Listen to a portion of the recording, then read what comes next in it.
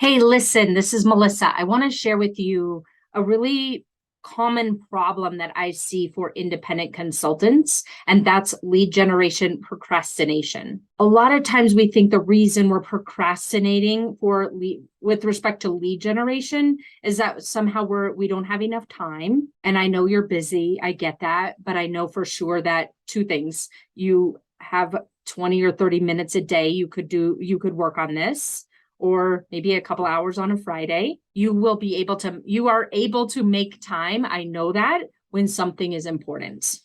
I know that. I know that you do that for your own clients every single day, every single week.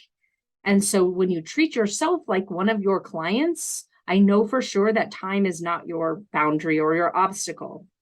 Another common reason why I hear from independent consultants say they, are procrastinating or can't get traction or consistency on their lead generation is that they're not sure what to do.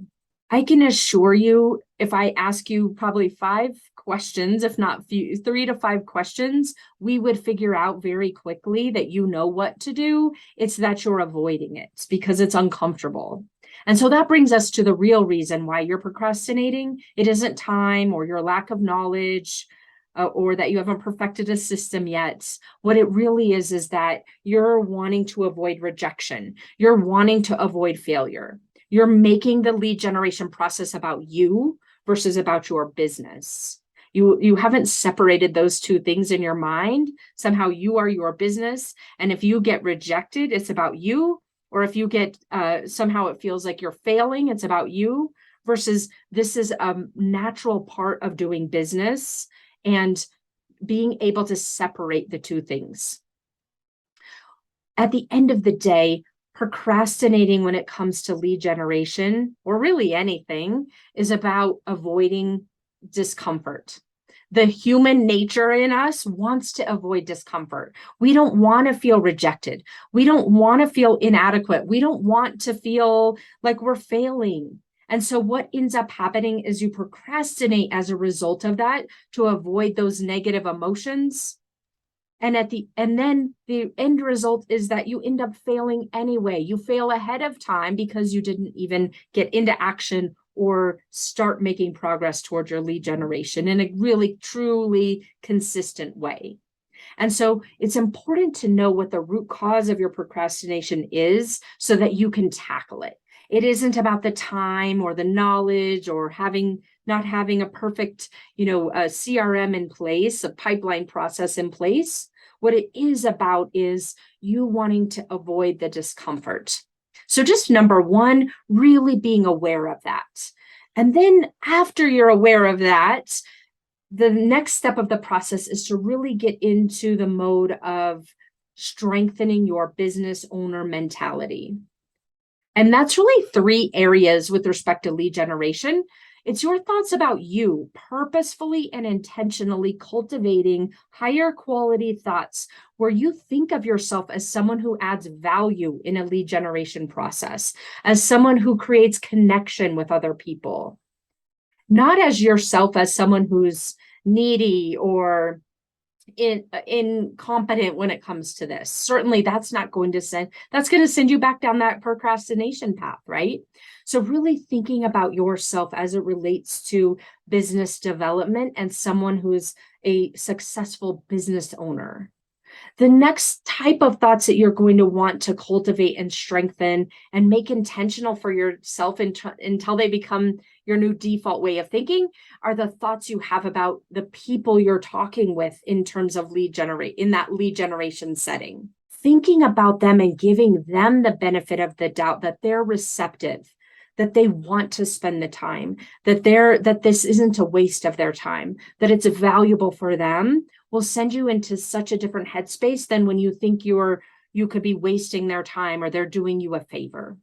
And then thirdly, think about the process, creating a business owner mentality about the process, a purposeful, intentional business owner mentality. And that would be things like conversations lead to opportunity. In general, I don't need this one particular conversation to be the deciding factor of success or failure in my business. When you truly believe in your lead generation process and that it will work, then you're able so much easier to overcome procrastination than when you go about it thinking things like, well, I don't know if this is going to work, or this is kind of a waste of time. For example, if you have a networking call as part of your lead generation activities for a given week, and you really go into it thinking, well, this is probably a waste of time. They're not going to help me. Of course, it's going to end up being a waste of your time because you're not taking it seriously and you're not thinking about it in a more holistic perspective. So when you have really high quality business owner level thinking about the process and not so focused in on one particular thing being successful or not, that's when you start really up leveling your ability to run your business and overcome the procrastination. And then thirdly, very tactically, schedule the lead generation in your calendar and honor your plan. Well, most of us don't schedule it, first of all, so that's an easy step to overcome. And then for those of you who do schedule it, if you're the type of person who schedules your lead generation, but then decides to defer it, decides to do something else in that time slot, decides to agree to a client call during that time, even though you had already booked it out. This is where your opportunity is to know that you're not going to want to do the lead generation on your calendar. Most of us don't. It's not our first passion in life. It's not something we necessarily feel comfortable with. For most, you probably fall into that bucket as an independent consultant, like most of us. Know that you're going to not want to do it, but do it anyway. It's like going to the gym, right? Take that imperfect action. Be willing to fail, be willing to feel rejected, be willing to feel bad, and do it anyway in order to move yourself and your business forward.